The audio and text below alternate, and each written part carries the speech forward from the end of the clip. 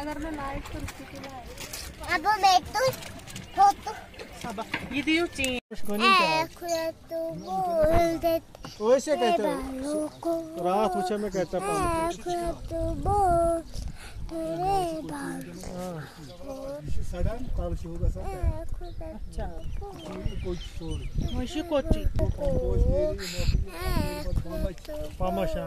नेरन छु मगर वहीं छु फैलियोमुत चूत के नगीन छु फैलियोमुत ज्यादा पामशे वैसे में बहुत नुकसान होगा 30 से 70 कम से कम 3 साल हुआ यहाँ पर पूरा कश्मीर में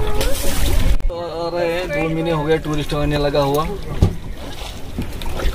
कर रहे हैं अल्लाह का शुक्र है काम चल रहा है थोड़ा थोड़ा हर कुछ नहीं काम बहुत कम हो गया कोरोना वजह से जब ये 35A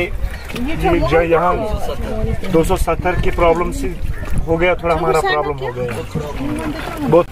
काम बहुत कम हो गया और खाली ये 5-10 दिन हो गया थोड़ा टूरिस्ट है